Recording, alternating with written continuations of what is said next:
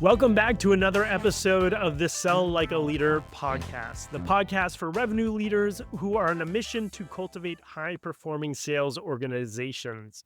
I'm your host, David Kreiger, founder of Sales Roads, America's most trusted sales outsourcing, appointment setting, and lead generation company. Today, we bring you another revenue leader, Rich DeGuzman. Rich is revenue-focused go-to-market executive with over 20 years of leadership experience, driving organizational growth and operational excellence. Currently, he is VP of Vensure Employer Solutions, which leads national HCM West strategy.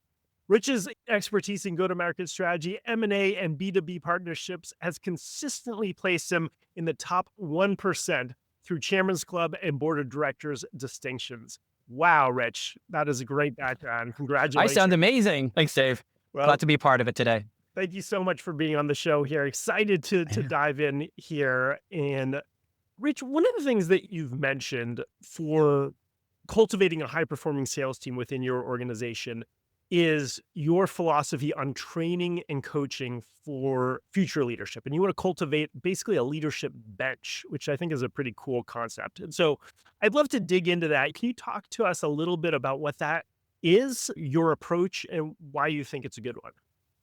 Yeah. At the end of the day, if we're not cultivating our leadership bench, we're really doing ourselves a disservice. At the end of the day, your top leaders within an organization are folks that have found success within the sales organization.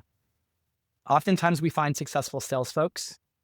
Oftentimes those successful sales folks move into a leadership role, but they haven't had the opportunity to be exposed to what it actually means to lead.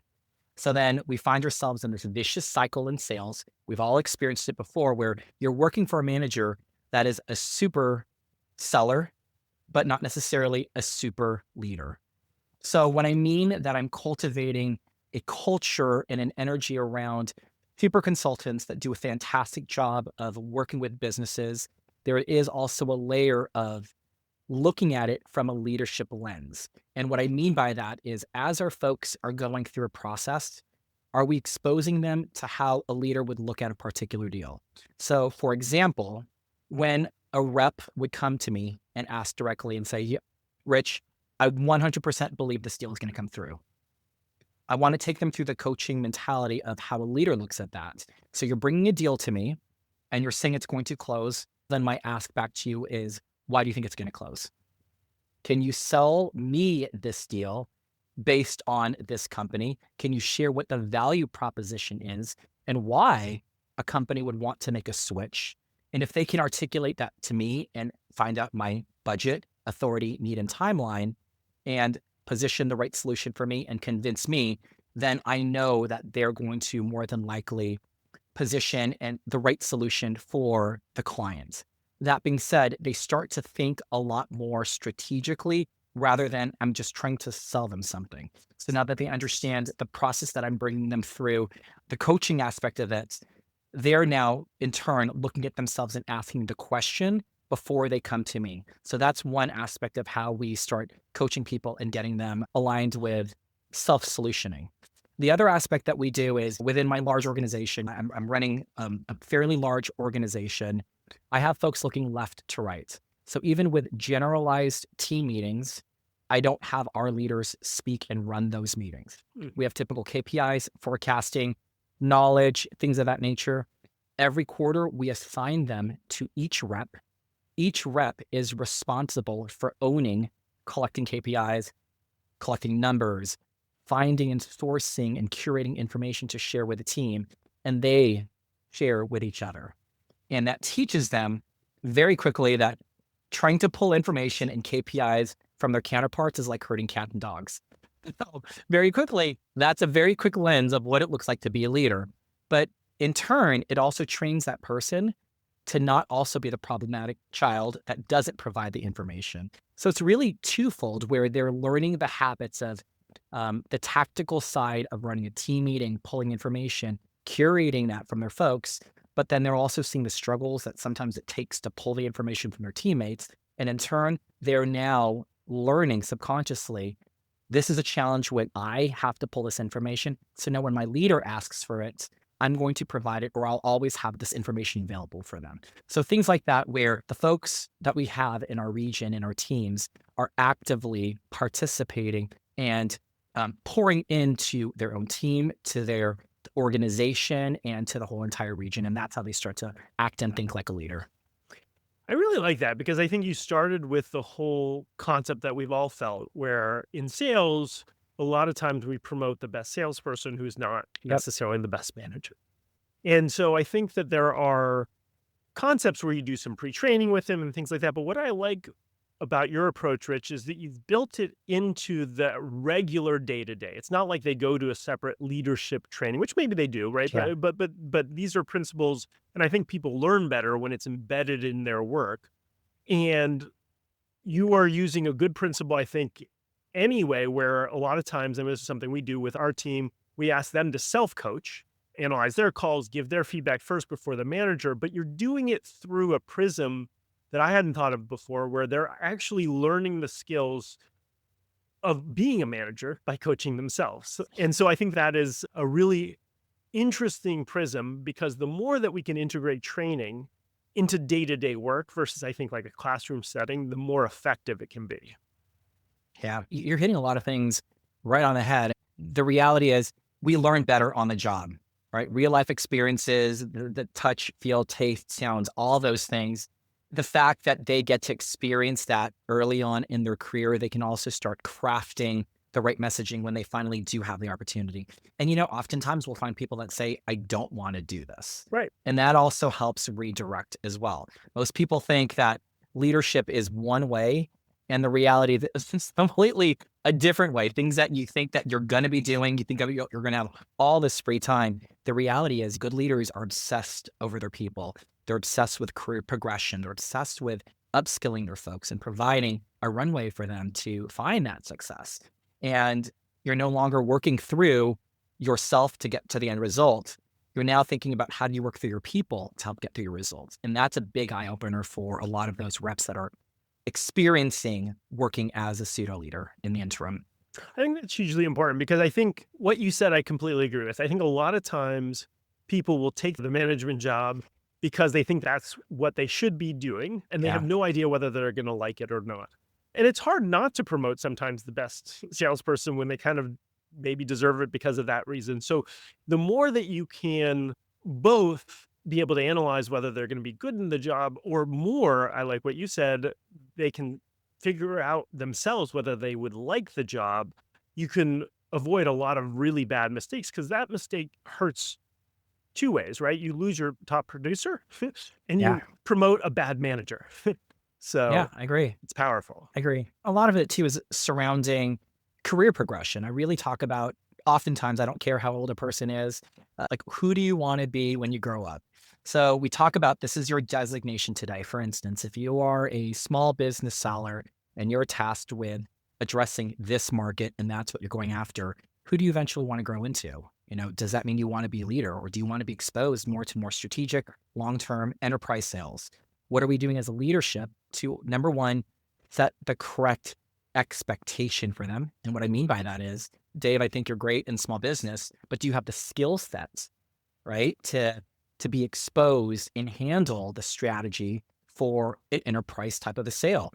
So that's where we need to also lean in more as a leader and have that honest conversation, and sometimes say, you're not quite ready yet, but let's figure out the steps that it takes you to prepare you for the next step. Because it's not just we're going to thrust people right into leadership.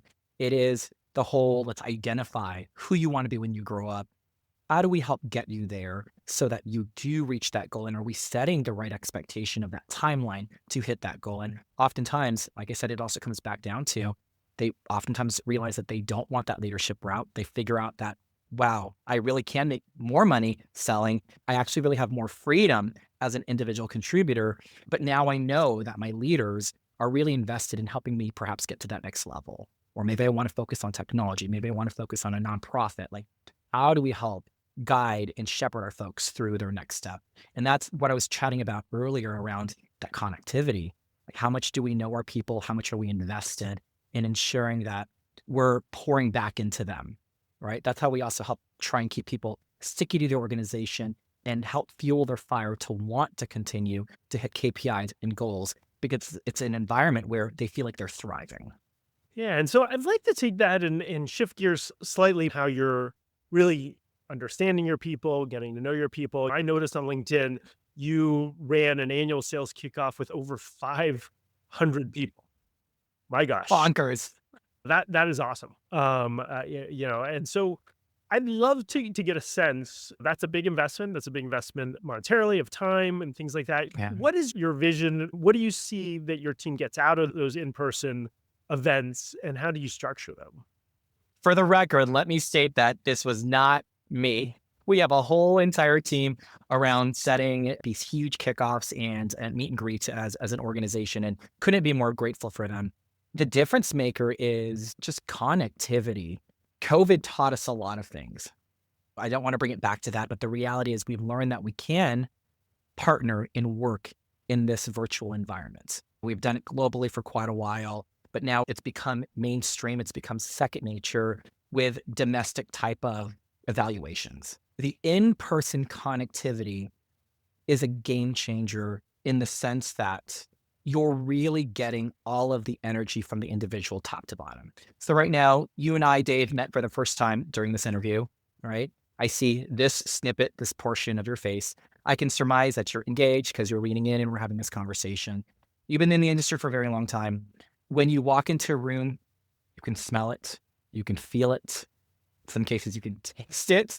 There's an energy and there's a vibe when there's connectivity, especially when you're dealing with people and you want to build partnerships and you want to just share and engage. There's something different about a handshake. There's something different about the energy and proximity that when you're closer to a person, you really do read body language, good, bad, or indifferent, but then you understand the environment. I am so appreciative that our organization really does invest in pulling our folks together. And we're talking about, these are people coming across the globe, Dave. This is not just domestic to the US. We're flying people in globally to have direct connectivity. And it's a game changer because we're establishing a different cadence of our relationship. I guarantee you, if and when you and I meet in person, to break bread together is going to be a very different experience than what it is here. And when we meet together as a group, as one unit, as one body, you literally feel what the right hand and the left hand are doing. And then you really get just to open in dialogue that isn't confined by the four walls of a digital call.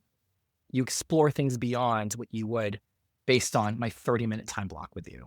And that's where the magic happens, is that connectivity outside of our designated work. And that to me is that game changer for in-person.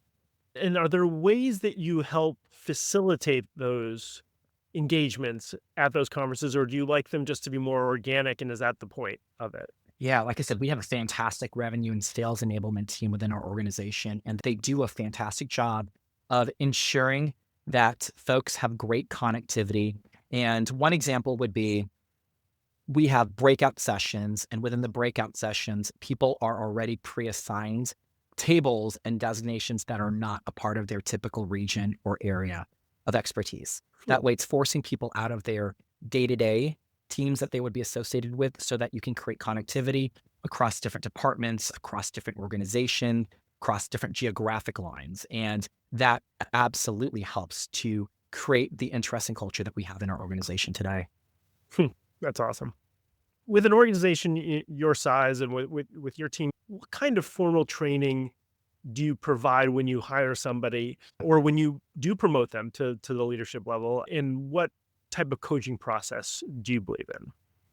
We do have formalized coaching for every person that enters our organization. And I would say it's fairly standard in the sense of how people enter our org.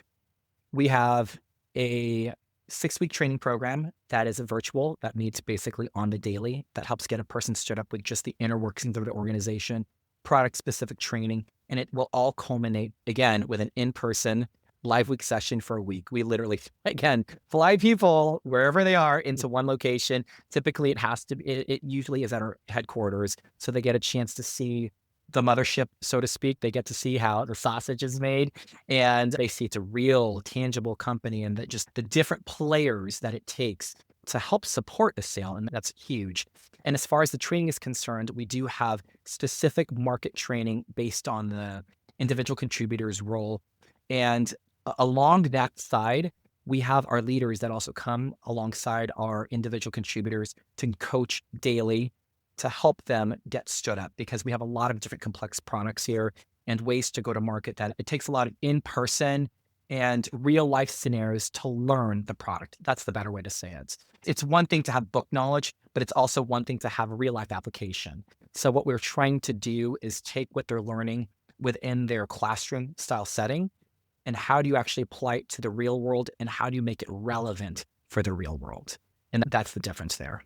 And as you talked about previously, incorporating that type of coaching into almost your leadership training is the classroom. There's important things you can learn in the classroom, but it is so much better to do it in real life, to do it in real scenarios, especially in sales, as you're trying to like maneuver through things. There's so many different permutations of what we do. It's hard to teach for everything. And so the way you learn some of the nuances, it's by actually doing, right? So that's great that you guys incorporate a whole bunch of that into the actual training process. So as far as trends in moving into 2025, we're at the beginning of the year here. Are there any big trends that you're seeing that you think are going to be important coming into 2025 that you're thinking about, you're maybe working with your team on, that you're trying to analyze? What do you see going on in our industry? Yeah. I'm going to blow your mind when I say this because you've never heard it before. AI. I mean, I don't think this would be a podcast anywhere in this universe if we're not talking about AI and AI trends. I'm in the Bay Area, so I feel like I'm in the hub of everything AI related. That's really what it is. Like, how do we provide speed to market? How do we provide optimization, things of that nature? The way that I see us utilizing AI is how a majority of folks see utilizing AI around how are we creating cadences? How are we creating multi-touch campaigns? How are we tracking it? How are you communicating with different market segmentations? AI has done such a great job of helping my people, and we're talking about people that are fresh out of college. We're talking about folks that are seniored reps. Both have challenges. The new way of communicating straight out of college, it's very much text message, not necessarily business savvy, and not necessarily the way that we want to receive messages from a business aspect. And then you have folks that are seniored folks, where I come from the world of triplicate forms still. I still remember knocking on doors using a Thomas guide. That's my generation, triplicate forms for sales orders. How do you take folks like that and say, hey, trust this person or this AI to write for you, or trust this AI to help create a cadence for you when they're so calcified in their way? So the challenge, or the joy, I'm going to call it, that we have in bringing AI into their day-to-day, but helping them understand and incorporate it in how they go to market, specifically with my sales organization. So are there any places that you feel like are an entry point for that, so that people can start leveraging it if they're uncomfortable with it? For people who are more comfortable with it, how they can start using it, but in maybe a contained way and not necessarily go off the rails? Anything that you guys are leveraging to be able to start using it without opening up a can of worms? Yeah, we believe in opening up a can of worms and just violently executing and just trying it. You got to try it. You got to jump off the deep end. But the reality is, this goes back to what I chatted about earlier around building leaders and helping each other and looking left and right. I referenced like the two different pendulums of the types of sellers that we have here, but we also have folks that have already adopted it. So they become the internal champions. It's one thing for your boss or your leader to say, hey, you must adopt. It's another thing when you and I, as colleagues who are experiencing the same thing, and I say to you, Dave, I'm using ChatGPT, or I'm using Claude AI, I'm using Copilot. Here's how it's helped my sales process. Let me show you how I'm utilizing it today. And if it makes sense for you, fantastic, incorporate it into your day-to-day. If it doesn't make sense to you, then don't use it. That's how I view it. And just that aspect of electing a champion internally, and that's what we do, and it's intentional. I have somebody that literally talks about how do we champion our internal technology tech stack that we have available for them. And that is part of what we have. Internally, we happen to use Copilot, but it's no differently than all the other ones that I've mentioned. and they will go through how they use it from a day-to-day. How does it impact their sales? How do they use it for email communications and so on and so forth? And that's how we've helped adopt that and not feel like a mandate, but it's more of a pluser, a multiplier on how they could be even more efficient. And at the end of the day, it's always focused on how do we put money in your pocket too? And by putting money in your pocket is doing right by the clients. How do we also provide the best evaluation, the best types of resources and go to market for them? And it's just by helping with automation and helping with a clear message.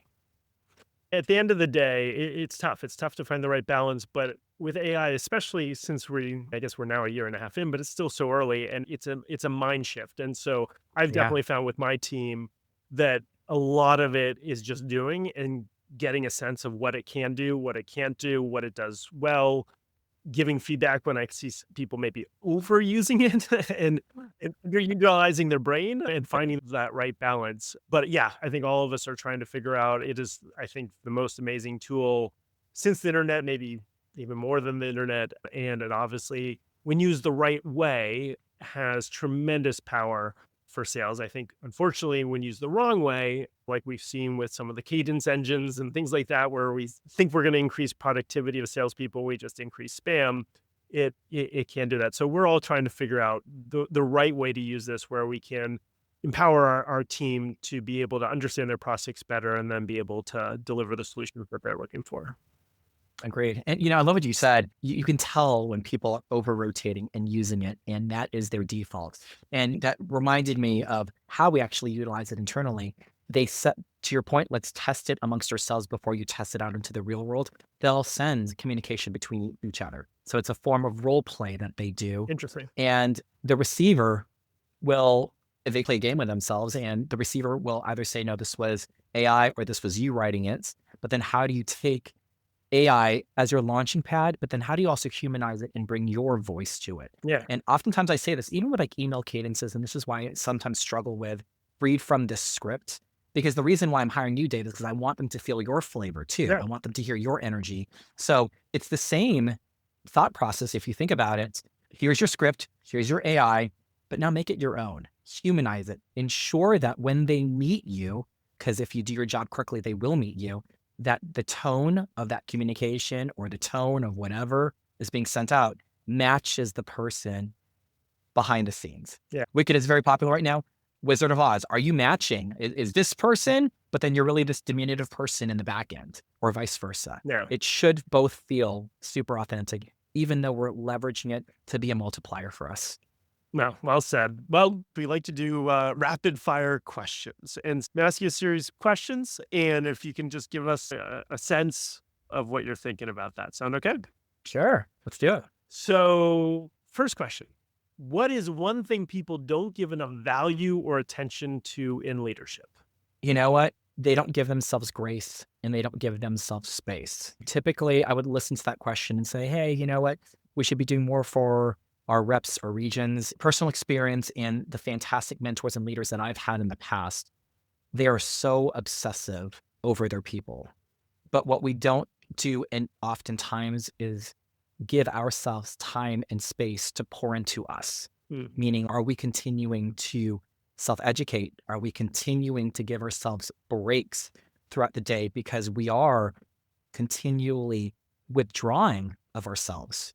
Right? We're a basic emotional, mental ATM for our people as we need to be. But we also need to deposit and put back into ourselves. So what are we doing to get us into a space where we're not depleted? What are we doing as leaders to educate ourselves so that we can continue to give back to our folks? Grace and space. Love it. What is one skill you advise everyone in sales to master? Oof. Disqualify yourself from a process as fast as you can. And that's actually our thought process. It's interesting because I listen to a lot of influencers. Everyone is like, how do you flip a deal? How do you lower the zone of resistance and all this stuff? And all of that is great. I subscribe to it. But the reality is, and this is the difference maker, do I want to sell now or am I looking for a long-term partner in success? Am I wanting to be, and this is my mission statement for this year, are we going to be a good steward good steward of our time, a good steward of the businesses and the people, the humans that we meet with. And oftentimes that means, Dave, saying that what you're doing is just fine today, or our solution isn't the right fit for you. So how do you ingrain that in a salesperson when we're told KPIs, numbers, quotas? But I'm also saying at the same token too, my top performing reps, the people that I have making P Club, Chairman's Club, running at that clip, disqualify opportunities that are not the right fit early and often so that they can focus on deals that are ready to move forward, that really do need that solution. So don't waste your time on things that are not going to impact you. Don't waste your time flipping a person or a company. Your job is to highlight, plant the seed, whatever popping and growing in your garden, you start reaping the rewards from that. Don't focus and force the seed that's planted to grow when it's not ready to grow. So that's really what it is. Disqualify, move on as quickly as possible. Hardest thing for people to get. Love it. Favorite business, leadership, or sales book? I had to pull this up because this is an oldie but a goodie. So I'm sharing my age, but it's okay. Dale Carnegie. If you haven't done a Dale Carnegie course, go do it. Classic, How to Win Friends and Influence People. I had to look it up again because in my mind, I still remember the very basic color blocking of the red, white, and red book that it is. Get it today. It's such a basic, but it's a goodie. And it really just comes down to putting a process into what most sales professionals do naturally, in my opinion. Most people know how to engage. Most people are charismatic. Most people know how to connect the dots. But it's another thing when you start to understand the mechanics behind it. Some people are natural sports players. They can pick it up very quickly. But once you start telling them the reason why you are good at what you do is because you naturally pull that right shoulder back. And then when you release, that follow through is exactly what we're looking for. So now my natural ability is something that I can replicate every single time. And that's what I loved about it, where it seems like, oh, we're trying to influence, we're trying to manipulate. But the reality is, how do you just take the mechanics behind connectivity and make it repeatable? And I just love how simple it is. And a lot of these are like not earth shattering, but it's really interesting to just go through it and just understand how do you add those mechanics to your day to day. Yeah, it's a timeless classic. So what is the most important goal or project that you are working on right now? Cultural shifts within our organization. From just my day-to-day, we are tasked with splitting 2 huge go-to-market strategies and products within our organization. And I'm responsible for one leg of the organization. And it is a new product. We're bringing in new sellers. So, I was not being cheeky when I said we're probably going to have over 1,000 in our next kickoff. We are hiring at a clip of 35 new sellers a month. It's really rapid and it's incredible. It's a very exciting time to be here. So the biggest project right now is obviously hiring, but then also sharing and standing up the vision for 2025 and how do we actually want to go to market? What markets are we trying to represent? Where is the best entry point? And having our folks understand that vision and their role in how to attain that big rock. That's really exciting. Yeah. It is super exciting, man. And lastly, just to bring us on home, what's your favorite quote, mantra, or saying that inspires you as a sales leader? I'm going to pull it up so I don't mess it up. So today I will do what others won't. So tomorrow I can do what others can't. We've heard this multiple times, but it just still comes down to being a good steward, meaning be responsible for your day-to-day. Do the work that it takes to carry that brick, lay the foundation, and do it one brick at a time. Do it today, because by the end of that process, as long as you lay one brick every single day, your home will be built and your future self will thank you for it. So there's no quick way, there's no quick path to build that house. People can have some prefab houses, but it's not going to be yours. But if I can find people that naturally carry that brick and will do the day-to-day activities relentlessly, rain, sleet, snow, shine, doesn't matter the conditions, you will have a house that you will be proud of.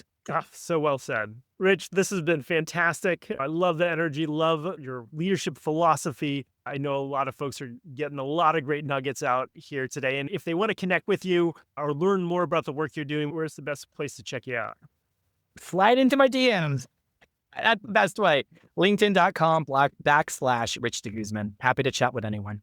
Oh, fantastic. Thank you, everyone, for tuning into another episode of Sell Like a Leader podcast. If you like what you heard here, please write us a review on your platform of choice. And if you have any questions for me, you always can hit me up on LinkedIn. Thanks so much for listening. Thanks so much, Rich, again. Appreciate it.